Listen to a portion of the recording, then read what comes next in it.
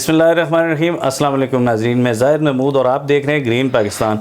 मेरे साथ मौजूद हैं सजाद अली अब्बासी। इससे पहले हम बहुत दफ़ा सजाद अब्बासी साहब से गुफ्तगू कर चुके हैं, तो आज एक और मौजू पे इनके साथ गुफ्तगू करने के लिए हम यहाँ पे आए हुए हैं। G15 इस्लामाबाद के अंदर, ये चूँकि G15 इस्लामाबाद ट्रेडर यूनियन के प्रेसिडेंट भी हैं, तो हम इनसे जानेंगे। सजाद भाई साहब, सबसे पहले बहुत शुक्रिया आपका, आपने वक्त दिया। सर, पूरे सेक्टर का आपके साथ हमने विज़िट किया है, तो हर जगह पे नजायज़ तजावज़ात की एक भरमार है, यानी लग ही नहीं रहा कि ये CDA का इस्लामाबाद का सेक्टर है और कोई बंदा अपनी गलती मानने को तैयार नहीं है। तो ये इंतज़ामिया क्या कर रही है और आप एज ए यूनियन क्या कर रहे हैं, एज ए ताजिर रहनुमा आप क्या कर रहे हैं? बिस्मिल्लाहिर्रहमानिर्रहीम जी, सबसे पहले बहुत शुक्रिया आपका, आपने वक्त दिया। तो सवाल आपका बड़ा वैलिड है। 2018 से लेकर आज 2023 जा रहा है। ट्रेड यूनियन G15 ने ताजरों के लिए बेतहाशा इस्लाहात लाई हैं, बहुत सारे ऐसे काम किए हैं जो एक अपनी मिसाल आप हैं। आज आपका विज़िट करवाने का मकसद सिर्फ यही था कि जो यहाँ पे नाजायज़ तजावज़ात की भरमार है, पिछले तकरीबन 5 से 6 महीनों में बेतहाशा दफ़ा हम जो हमारी सोसाइटी इंतज़ामिया उससे मीटिंग्स कर चुके हैं। इवन कि हम DC ऑफिस में जो हमारे असिस्टेंट कमिश्नर साहिबा हैं डॉक्टर सानिया निश्तर साहिबा, उनसे मीटिंग कर चुके हैं इस हवाले से कि यहाँ पे बहुत ज़्यादा इंक्रोचमेंट है, गैर कानूनी तजावज़ात है, बहुत ज़्यादा है। इसके हवाले से कि इसको साफ़ किया जाए। इस्लामाबाद के अंदर आपको ये बताता चलूँ कि ये वो सेक्टर है जो GT road, motorway, Islamabad airport, ये उसकी मेन हब है और मेन शाहराह पे ये वाक़या सेक्टर है। इसको हमारी कोशिश ये है कि जो हमारे ट्रेडर्स हैं G15 के, जितने भी हमारे यहाँ पे तंजीम के लोग हैं, ट्रेडर हैं, उनकी कोशिश ये है कि इसको मॉडर्न से मॉडर्न तर बनाया जाए। मगर यहाँ के ताजर जो हैं, यहाँ पे जो लोग इंक्रोचमेंट कर रहे हैं, गैर कानूनी तजावज़ात कर रहे हैं, उनको हटाने के लिए पिछले तकरीबन 6 महीने से सर तोड़ कोशिश कर रहे हैं। मगर उनके पीछे इतने मजबूत माफिया का हाथ है, इतने मजबूत लोग खड़े हैं जो ये नहीं चाहते कि इस सेक्टर को मॉडर्न बनाया जाए। वो ये चाहते हैं कि इसको भी राजा बाज़ार की शक्ल दी जाए या किसी पिंडी के ऐसे बाज़ार की शक्ल दी जाए। चूँकि हम इस्लामाबाद में बैठे हुए हैं, हमारी कोशिश ये है कि एक अच्छी से अच्छी यहाँ पे पार्किंग होगी, बेहतरीन सफाई का निज़ाम होगा, बेहतरीन रोड्स होंगे, पार्क्स होंगे। उसके अलावा दीगर जितनी भी हमारी ग्रीन बेल्ट्स हैं इनको क्लियर करेंगे, पार्किंग वसी होगी, सिक्योरिटी का निज़ाम होगा, तब जाके हमारी सोसाइटी में बेहतरी आएगी, कारोबारी लिहाज से भी और रेजिडेंशियल्स भी यहाँ पे ईजी हो के अपनी फैमिली के साथ बाहर निकल सकेंगे, मार्केट में आ सकेंगे, शॉपिंग कर सकेंगे, तब जाके हमारे यहाँ पे दुकानदार खुशहाल होंगे। आपने जिक्र किया कि ताजर आपके साथ तावन नहीं कर रहे। आप ताजर यूनियन के सदर हैं, जिम्मेदार हैं, तो ताजरों के साथ आपकी कोऑर्डिनेशन सही नहीं है कि एक दुकानदार है, ताजर है, वो अपनी दुकान के आगे फुटपाथ पे या पार्किंग पे जाके वो किराए पे जगह दे देता है, किराया वसूल करता है। तो आपकी अंडरस्टैंडिंग नहीं है ताजरों के साथ? जी, आपका बड़ा वैलिड पॉइंट है। मेरा कहने का मकसद ये हरगिज़ नहीं है कि ताजर नहीं कोऑपरेट कर रहे। यहाँ पे वो ताजर हैं जो 2018 में जब इलेक्शन हुआ था तो 842 वोट थे। अब यहाँ पे 2000 से राउंड अबाउट हो चुके हैं। आए दिन नए से नए ताजर आ रहे हैं, नए से नए अपने तरीक़ेकार निकाल रहे हैं। और सबसे बड़ा अलमिया ये है कि ये जो कोऑपरेटिंग हाउसिंग सोसाइटी है G15 की, इसमें जितनी भी MC आई है, जितनी भी इंतज़ामिया आई है, उसकी मिली भुगत से यहाँ पे कोई भी ब्रांड आता है तो इंतज़ामिया उनको हर तरह की छूट दे देती है। आप जाके देख सकते हैं। अभी फ्री में तो नहीं देती होगी, ज़ाहिर बात है, ब्रांड आता है तो वो MC को खुश करते हैं, अगर MC उनको कोऑपरेट। देखिए, इंतज़ामिया के लोग मुलव्वस हैं। यहाँ पे एक ताजर यूनियन या मैं या मेरे साथ जो G15 की कैबिनेट है, हम अकेले कुछ नहीं कर सकते जब तक हमारे साथ इंतज़ामिया के लोग स्टैंड नहीं लेंगे। उसकी मेन वजह यह है कि इंतज़ामिया के अंडर है ये सारी सोसाइटी। यहाँ पे ताजर हैं, जो भी मसाइल हैं उनके हल के लिए इंतज़ामिया के पास हमें रजू करना पड़ता है। इंतज़ामिया के अंदर ऐसे लोग बैठे हुए हैं जिनकी मिली भुगत से ताजर कोऑपरेटिव है, हमारे साथ हर ताजर कोऑपरेट कर रहा है और वो ये चाह रहा है कि बेहतरीन पार्किंग हो, वसी सिक्योरिटी का निज़ाम हो, सफाई का निज़ाम हो, इवन कि उन्होंने ये भी कहा है कि हर तरह की हमारे ऊपर फीसेस रखें, हम ताजर फीस देने के लिए तैयार हैं, सफाई सुथराई के निज़ाम के लिए आप इस्लाहत लाएं। मगर जो MC में बैठे हुए अंदर मैनेजमेंट में लोग हैं वो कोऑपरेट नहीं कर रहे। मैं उनकी बात कर रहा हूँ। ताजर बड़ा कोऑपरेटिव है G15 का। सर ताजर कोऑपरेटिव है, आपने बिल्कुल ठीक कहा, लेकिन वही ताजर अपनी दुकान के आगे, दुकानदार जो है वो अपनी दुकान के आगे 3-3 ठिये लगाता है। अभी सुबह से हम यहाँ पे विजिट कर रहे हैं तो पता लगता है कि जी ये पीछे जो दुकान है ये हमसे 15,000 ले रहा है, 10,000 ले रहा है, 7,000 ले रहा है। तो ताजर कहीं ना कहीं मुलव्वस तो है ना। देखें जी, अब ताजर की तो मजबूरी होती है। कोई भी ताजर है, अगर उसको कोई भी कहीं से भी कोई स्पेस मिलती है या फाइनेंशियल सपोर्ट मिलती है तो उसने ऑब्वियसली उस चॉइस को चूज़ करना है। हमारा मकसद ये है कि यहाँ पे जो लोग कर रहे हैं, देखें बीइंग ए सदर, मैं ट्रेडर का अगर सदर हूँ तो मैं एप्लीकेशन देता हूँ। होना तो ये चाहिए कि इंतज़ामिया, कहीं पे भी आपने देखा होगा इस्लामाबाद में मुख्तलिफ आप मराकज़ का आप विज़िट कर लें कि इंतज़ामिया की जानिब से क्रैकडाउन होता है और वहाँ पे ताजर यूनियन खड़ी होती है कि इस तरह ना किया जाए। हाँ, रिलीफ दिलाते हैं, रिलीफ दिला।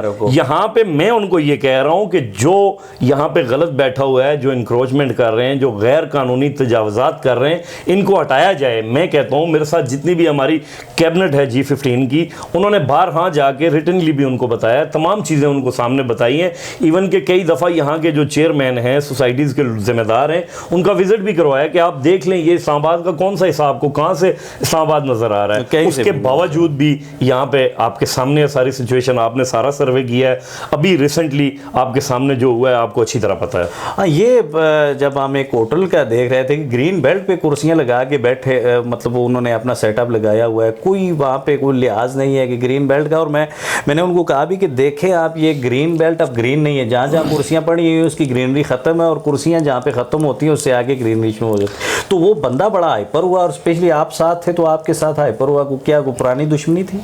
नहीं जी, वो मेरे बड़े अच्छे मुअज़्ज़ज़ दोस्त भी हैं और मेरे साहब जनरल सेक्रेटरी भी रहे हैं, जाहिद फरीद साहब। मैं दिल से उनकी कदर करता हूँ। सिर्फ मसला ये है कि यहाँ पे वो लोग बिज़नेस कर रहे हैं, उनकी कुछ मजबूरियाँ हैं। वो उस होटल पे जहाँ पे उनकी और मेरी बहस हुई है, उस होटल के वो पार्टनर हैं। तो जब मैंने होटल वालों से पूछा है कि इसका ऑनर कहाँ है तो उन्होंने कहा जी बंदा आ रहा है। मैं फ़ोन पे लगा हुआ था, इतनी देर से जाहिद फरीद साहब आ गए, उन्होंने कहा जी यही ऑनर है। तो वो मौके पे तो मुकर गए कि मैं इस होटल का ऑनर नहीं हूँ, जबकि हमें पता है कि जाहिद फरीद साहब की मिली भुगत से ग्रीन बेल्ट पे कब्जा किया गया। G15 के नक्शे को तब्दील करने की कोशिश की गई है, जो हमारे ताजर हैं उनको ज़िच पहुँचाने की कोशिश की जा रही है। आप मुझे ये बताएं कि यहाँ पे एक पेशावर रेस्टोरेंट के नाम से एक रेस्टोरेंट है, आपने उसका भी विजिट किया होगा। वो बंदा 2.5 लाख रुपए रेंट दे रहा है। जी बिल्कुल। उस बंदे ने एप्लीकेशन दी है कि मुझे ट्रेडर्स की जानिब से, यूनियन की जानिब से पार्किंग में इजाज़त दी जाए, अलाउ किया जाए, क्योंकि सारे लोग बाहर, कोई ग्रीन बेल्ट पे बैठा हुआ है, कोई फुटपाथ पे बैठा हुआ है, कोई रोड पे बैठा हुआ है, तो मेरा क्या कसूर है? मैं 2.5 लाख रुपया किराया दे रहा हूँ, मुझे भी इजाज़त दी जाए। जबकि मैंने उसको ये कहा कि मैं ये इजाज़त नहीं दे सकता, ये स्टेप मैं नहीं ले सकता। वो हमारे साहब JS थे, जनरल सेक्रेटरी थे जाहिद फरीद साहब, उन्होंने ये स्टेप लिया है और उन्होंने खुद इजाज़त दी है। और ये खुली बदमाशी है। मैं तो ये समझता हूँ इस्लामाबाद के अंदर वो मुझे ये कह रहे हैं कि आप उस फोरम पे जाएं जहाँ पे आपकी बात सुनी जाएगी। उस फोरम पे हम गए तो उस फोरम का जो चेयरमैन है उस सोसाइटी का, वो वहाँ पे बैठ के चाय पीता है, वहाँ बैठ के खाना खाता है, वहाँ से उसको ऑफिसली मंथली भी मिलती होगी मेरे ख्याल से, मुझे तो ये समझ आ रही है। ये तमाम लोग मुलव्वस हैं यहाँ पे। ताजर जो है, ताजर एक आपको पता है कि तमाम लोग मजदूर कार लोग होते हैं। हम यहाँ पे लाखों रुपए इन्वेस्टमेंट करके यहाँ पे अपने कारोबार को बढ़ाने की कोशिश कर रहे होते हैं। ऊपर जब इस तरह के लोग आ जाते हैं जो इस तरह के तरीके इस्तेमाल करके, पूरी MC को हाईजैक करके, पूरी इंतज़ामिया को साथ मिला के, उन्होंने तो ग्रीन बेल्ट किया। मैं तो समझता हूँ कि बड़ी बात है ग्रीन बेल्ट में, वो तो रोड भी बंद कर देंगे आने वाले दिनों में। इतना स्ट्रॉन्ग किस्म का यहाँ पे माफिया है। यहाँ पे सिविल सोसाइटी आपके साथ कोऑपरेट नहीं करती कि सपोज़ आप एज ए ताजर रहनुमा, अगर सिविल सोसाइटी को और ताजरों को साथ मिला के अगर आप एक प्रोटेस्ट करें, जो सोसाइटी का ऑफिस है, सोसाइटी का चेयरमैन है, उसके पास जाएं, तो सिविल सोसाइटी आपके साथ कोऑपरेट करती है नहीं करती? देखें जी, लास्ट मंथ हमारी मीटिंग हुई थी, जो हमारे सोसाइटी के चेयरमैन साहब हैं, राना साहब हैं, उनसे मीटिंग हुई थी, तो उन्होंने हाथ खड़े कर दिए थे। उन्होंने कहा मैं कुछ नहीं कर सकता। मैंने कहा जी चेयरमैन आप हैं, आपने नहीं करना तो मैंने करना है। उन्होंने कहा जी मैं कुछ नहीं कर सकता। उसके पीछे ये था कि जाहिद फरीद चेयरमैन और इनके जितने भी आवारी हैं, ये लोग मिली भुगत से यहाँ पे बिजनेस कर रहे हैं। वो बैठा हुआ अंदर है, चेयरमैन की सीट पे है, ये उसी का बिजनेस है। मैं तो ये समझता हूँ कि ये जितने भी गैर कानूनी तजावज़ात है, जो इंक्रोचमेंट है, इसके पीछे जो चेयरमैन बैठा हुआ है उसका हाथ है। क्योंकि चेयरमैन एक अथॉरिटी होती है, उसकी एक कॉल से मैं समझता हूँ कि ये ठीक है अगले 10 से 15 मिनट में ख़त्म हो जाने चाहिए, मगर वो नहीं कर रहा, उसके पीछे उसके अपने ज़ाती मफादात हैं। अच्छा, लास्ट क्वेश्चन है मेरा आपसे, क्योंकि इंक्रोचमेंट पे तो हमारी बात हो चुकी है, सारा दिन हम उस पर काम भी किया, आपसे बात भी हुई।